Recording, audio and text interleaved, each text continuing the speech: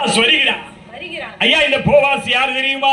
யார் ஐயா? இந்த போவாசை வேதத்திலே 3 முக்கியமான நபர்களை ஆண்டவராகிய இயேசுவுக்கு ஓமானமாக எடுத்துக்காட்டாக சொல்லப்படுகிறது. ஒன்று ஈசாக்கு, தேவனுடைய பலிபீடத்திலே தன்னையே தகன பலியாய் தகனிக்கும்படிக்காக அர்ப்பணித்து கொடுத்தவன். இரண்டாவது யோசேப்பு, தனக்கு தீங்கு செய்வதையும் பராமரிக்கிறதான ஒரு அன்புள்ள ஒரு நல்ல குணமுள்ள ஒரு மனிதன் யோசேப்பு. மூன்றாவதாக போவாசி, வாழ்க்கையிலே எல்லாவற்றையும் இழந்த நிலையிலே காணப்பட்டவரையும் பராமரிக்கிற உபசரிக்கிற அப்படிப்பட்ட ஒரு அன்பு உள்ளம் கொண்டவன் இந்த போவாசி. இந்த போவாசி யார் தெரியுமா? ஐயா, இந்த நம்முடைய வாழ்க்கையிலே ஒரு காரியத்தை தெளிவாய் புரிந்து கொள்ள வேண்டும். நம்முடைய வாழ்க்கையிலே தேவன் பின்னடப்பதை முன்னே அறிந்து சகலவற்றையும் நேர்த்தியாய் செய்திருக்கிறார். நாங்க ஒரு காரியத்தை பார்க்கணும். ஆண்டவர் ஆதாமை உருவாக்கும் பொழுது அவனை எப்படி உண்டாக்கி இருந்தார்? அவனை சின்ன குழந்தையா உண்டாக்கி இருந்தாரா? அவன் அப்பதான் பிறந்து வந்திருந்தானா? அவனை வாலிபனாகவே உண்டாக்கி இருந்தான். அப்ப அவன் உண்டாக்கப்பட்ட அடுத்த 1 மணி 2 மணி நேரத்தில் அவனுக்கு என்ன தேவைப்பட்டிருக்கும்? பசி எடுத்திருக்கும். ஆமா, நமக்கு என்ன பசி எடுக்க பாத்தீங்களா? அவனுக்கு பசி எடுத்திருக்கும். அப்ப பசி எடுத்தீங்கன்னா அவன் பசி எடுத்ததுக்கு அப்புறமா ஆண்டவர் மரங்களை, விருட்சங்களை, கனிகளை உண்டாக்கி இருப்பார்? இல்லை. அவன் படைக்கப்படுவதற்கு முன்பாகவே அவனுக்கு தேவையான, அவன் கண்மணித்து பார்த்த பொழுதே கண்ணெதிரே அந்த அருமையான பழங்கள் பழுத்து தொங்கி இருக்கும். நம்முடைய வாழ்க்கையிலும் அப்படித்தான். நம்முடைய தேவைகளை முன்னறிந்து மிக தெளிவாய் காரியங்களை செயல்படுத்துகிறவர் நம்முடைய ஆண்டவர். அந்த இடத்திலே அன்றைக்கு போவாஸ் வந்து யாருன்னு சொல்லி கேட்டீங்கன்னா, இந்த போவாசுடைய தாயாருடைய பெயர் ராகாப் என்கிற அருமையான ஒரு பெண்மணி. இந்த ராகாப் யார் தெரியுமா? யார் ஐயா? எரிகோ பட்டணத்திலே வாழ்ந்ததான ஒரு பாவம் செய்கிறதான பாவியான ஸ்திரீ என்று சொல்லி சொல்லப்படுகிறது.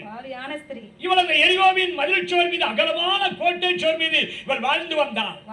இவள் எரிகோவிலே வாழ்ந்து வந்தாலும் கூட இவள் கர்த்தரை தன் இதயத்திலே தெய்வமாய் ஆராதித்து வந்து கொண்டவள். ஐயா, இன்றைக்கு கூட என்னை கேட்கிற அருமையான தேவனுடைய பிள்ளைகளே, எத்தனையோ பேர் கிறிஸ்தவத்திற்குள்ளாக இல்லாமலும் கூட கர்த்தரை இயேசுவை தன்னுடைய இதய ரட்சகராக ஏற்றுக்கொண்டு ஆராதிக்கிற பிள்ளைகள் ஏராளம் பேர் இருக்கிறார்கள்.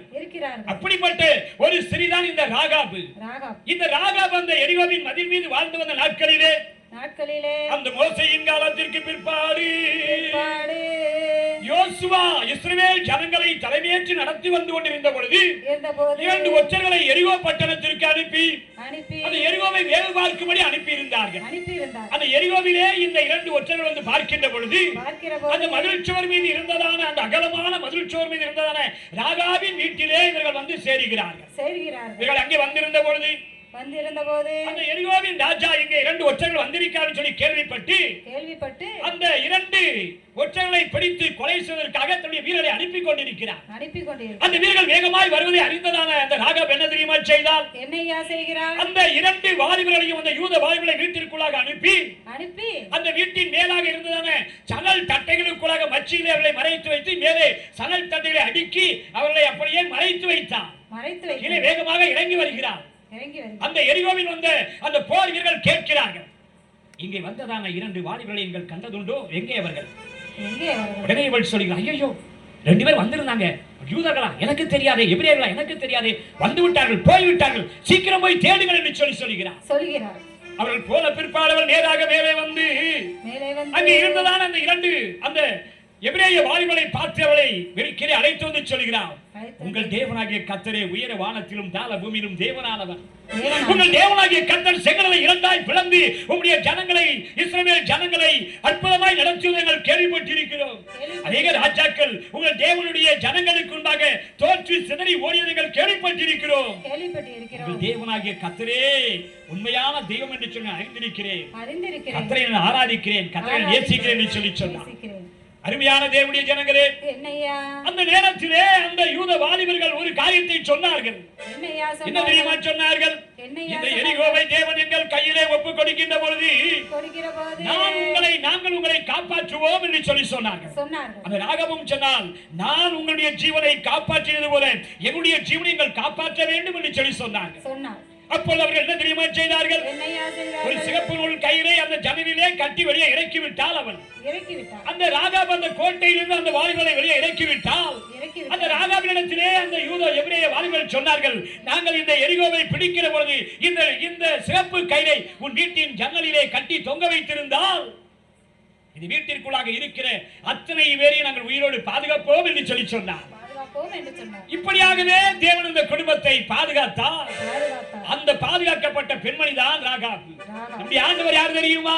யார் ஐயா? நம் தேவனுக்கு பிரியமாய் நடந்தால் அற்புதமாய் பாதுகாக்கிறவன். பாதுகாக்கிறார். கத்தரை போல் காக்கும் தெய்வம் வேறு இங்கு ஏதும் உண்டு? கத்தரை போல் காக்கும் தெய்வம் வேறு இங்கு ஏதும் உண்டோ? எரிகோவின் மதில் மீது வாழ்ந்தால் ராகாப். வாழ்ந்தாள் ராகாப். பாவத்திலே வாழ்ந்தாலும் பரமனை தேடினாள். பரமனை தேடினாள். எரிகோவின் மதில் மீது வாழ்ந்தால் ராகாப். வாழ்ந்தாள் ராகாப். பாவத்திலே வாழ்ந்தாலும் பரமனை தேடினாள். பரமனை தேடினாள். இஸ்ரவேலியர் வீரர்களை பாதுகாத்தாள் ராகாப். பாதுகாத்தாள் ராகாப். எரிகோ இடித்து நொறுங்கும் போது தேவ ஜனங்களால் காக்கப்பட்டால் குடும்பமாய் கத்தரை போல் காக்கும் தெய்வம். வேறு எங்கு ஒன்றுமில்லை. கத்தரை போல் காக்கும் தெய்வம் வேறு இங்கு ஒன்றுமில்லை. கத்தரை போல் காக்கும் தெய்வம் வேறு இங்கு ஒன்றுமில்லை. கத்தரை போல் காக்கும் தெய்வம். வேறு எங்கு ஒன்றுமில்லை. இஸ்ரவேல ஜனத்தோடு சேர்க்கப்பட்டாள் ராகாப். சேர்க்கப்பட்டாள் ராகாப். பாவத்தை விட்டு விலகி பரிசுத்தமானாள். பரிசுத்தமானாள். இஸ்ரவேல ஜனத்தோடு சேர்க்கப்பட்டாள் ராகாப். சேர்க்கப்பட்டாள் ராகாப். பாவத்தை விட்டு விலகி பரிசுத்தமானாள். பரிசுத்தமானாள். சல்மோன் என்பவன் ராகாபை மணந்தான். ராகாபை மணந்தாள். ராகாபின் வயிற்றினிலே புண்ணியவாளனாக பிறந்தான் போவாஸ். கத்தரை போல் காக்கும் தெய்வம். வேறு எங்கு கத்தரை போல் காக்கும் தெய்வம் வேறு இங்கு ஒன்றுமில்லை. கத்தரை போல் காக்கும் தெய்வம் வேறு இங்கு ஒன்றுமில்லை. கத்தரை போல் காக்கும் தெய்வம் வேறு இங்கு ஒன்றுமில்லை. எனக்கு அருமையான தேவனுடைய ஜனங்களே, ஒரு ஊர்ல இப்படி பாட்டு படிச்சிருந்தோம். 100 ரூபாய் 200 ரூபாய் 500 ரூபாய் 4500 ரூபாய் எனக்கு சட்டையில குத்திட்டாங்க. எங்கெல்லாம் எங்க நாங்க வில்லுப்பாட்டுக்கு போற இடத்துல ஒரு இடத்துல 14 சர்ச்சு சேர்ந்து பாளையங்கோட்டையில ஒரு இடத்துல வில்லுப்பாட்டு நடத்துனாங்க, லைவ் டெலிகாஸ்ட். அங்க பாத்தீங்கன்னா பையங்கெல்லாம் வெளியே போய் டான்ஸ், பெரிய பெரிய ஸ்கூல் கிரவுண்ட்ல நீங்க உட்கார்ந்துருக்கிறத பார்த்தா உங்களை மேடையில தூக்கி வச்சு உங்களை பக்கப்பாட்டு பாட வைக்கலாம்னு நினைக்கிறோம். நல்ல கையை தட்டி ஆவி நிறைவோடு தேவனுக்குள்ளாய் மகிழ்ச்சியோடு காணப்படுவோம் ஐயா. அருமையான தேவனுடைய ஜனங்களே, ஐயா. நீங்க இங்கே பார்க்கின்றதான ஒரு காரியம், ஆண்டவரை கத்தரை தெய்வமாய் கொண்ட எந்த ஒரு மனுஷனும் கெட்டு போனதில்லை ஐயா. கெட்டு போனதில்லை. பாருங்க, நம்ம மத்தியில இருக்காங்க பாத்தீங்களா, அவங்க பேர் கனகரஞ்சிதம்.